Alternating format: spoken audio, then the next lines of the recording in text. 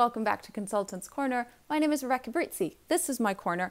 I am a consultant. And the videos on this channel are for freelance consultants, new or established, with the tips and tricks and ideas for running your consultancy. And one of those concerns is your business model. In simpler terms, how do you price for your services? Whether you're starting your consultancy or you've been around for a while, these are the types of ongoing considerations that you want to revisit fairly regularly. And with pricing, there are really two questions you have to ask. There are two factors to consider to get the right pricing. First of all, what are your options? And then second, how do you decide? How do you make the decision as to the correct option or options for you? That's what we're looking at today, both of those in turn. I'm always talking on this channel about how what we sell is abstract. It's knowledge, it's plans, it's not a tangible physical product or object. Pricing that can sometimes feel more like art than science, so to speak. How do you put a number on the value of that knowledge along with your experience, your innate abilities, everything that you bring to the table for your clients? Let's start by looking at the most common options for pricing. First of all, there's the hourly option. You have an hourly rate, you start a timer when you're working, you stop it when you stop working, and based on the number of hours and minutes, that's what you bill your clients. To do this, you have to determine what your hourly rate is, what it should be, communicate that to your clients, and communicate when the clock is on. If you're in meetings with clients, the clock is on. Is there work that you do not face-to-face with your clients, at your own desk or in other environments? When you're doing research work and notes, is the clock on? And if so, why? What is the value add that you're bringing to your client during those moments? So for the hourly rate, determine the rate and then determine when are you providing value, clock is on, versus something you might be doing about a client but not necessarily for a client, and the clock might be off. Another option is project, flat fees for your projects. To do a business plan is just this flat fee. To do this specific project, it's just this flat fee. So here too, you have to determine what is that fee, how do you price that at that flat fee, what's the value that goes into all that, and when does the project start and end. With project pricing, there's a defined deliverable and the client is paying for that deliverable. Does the client pay it all up front? Is there some sort of prepayment, sort of skin in the game payment, something nominal? Do they pay in milestones at different delivery points? Do they pay a little bit up front and everything else at the end? With your project pricing, determine not just the price, but also the invoicing method. How are you invoicing clients and why and when are they paying you? Of course, there's also the retainer model. A client pays you X amount per month and you are on call for a certain number of hours, or you are tasked with always working on this particular part of the business. Same factor applies. How do you determine what that retainer is based on the number of hours that you'll be working or the value of the work that you're doing for that client? What are the parameters? Are you working certain specific hours? Every Monday from 8 to 12, that client knows they can pick up the phone and you are fully dedicated to that client. Is it more that the clock starts whenever they call you and you pick up the phone? Is it that you will always be performing these particular duties for the client every month and you, so long as you deliver on those,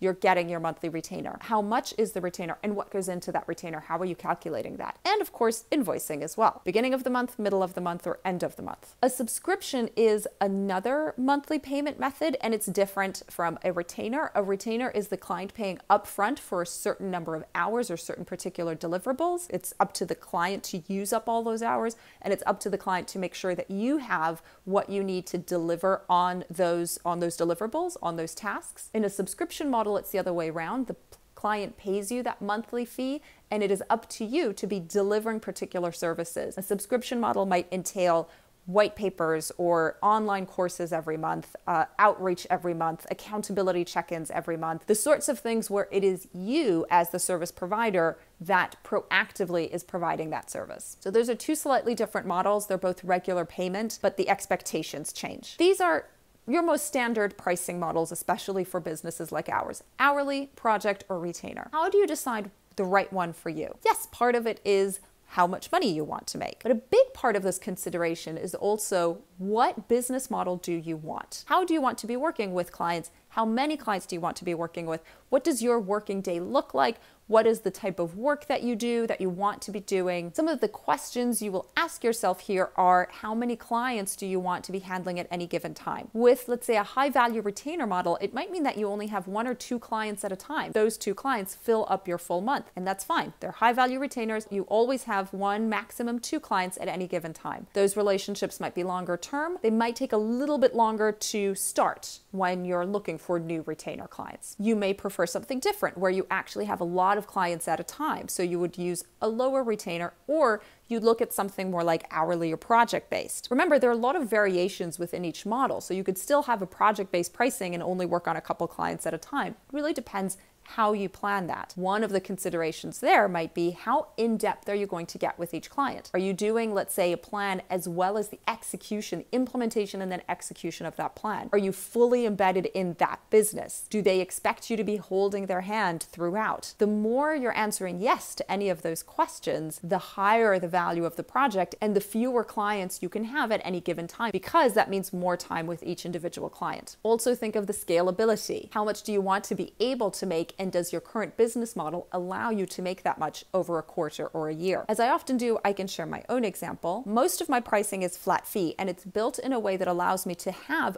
many clients at once. And I don't mean dozens of clients at once, but I do mean 10 clients at once, say. So my consulting fees are based on me being able to take a high-level view, provide value to the client, and then guide them through implementation of the plan, but not actually do it for them. I'm not going into that business and making myself a full-time or an almost full-time employee for a few months. I'm staying outside and I'm supervising or guiding from a distance. So my business model, my pricing is set in a way that allows me to build a client base on that basis. What's the correct pricing for you? Your homework, of course, is to determine what the correct pricing is for you. Look at how you're pricing now and answer some of those questions. Does this allow you to have the number of clients, the volume of clients that you want? Does this make you focus? Does this mean that you are working on the part of work that you most enjoy or where you bring the most value or that you want to be doing? Does this model allow you to scale in the way that you want to be scaling? Yes or no? If you've got a lot of yeses, then this is a good model. Keep it for the next year. Write it down, set it in stone. If you've got some no's in there, time to go back and revisit this model. And again, doesn't matter if you're new or been around for a while, you should reconsider all of these factors at least once a year, because your needs change and your clients' needs change and your preferences will change. You can always adapt what you have and transfer to a new model or add different options to your current offering. And of course, if you are just starting out, then the course on how to become a freelance business consultant is a great starting point. You'll find the link to that in the description section of this video, right underneath the video. That, alongside with other courses offered on Udemy, Skillshare, and additional platforms. And I will see you at the next video. Bye now.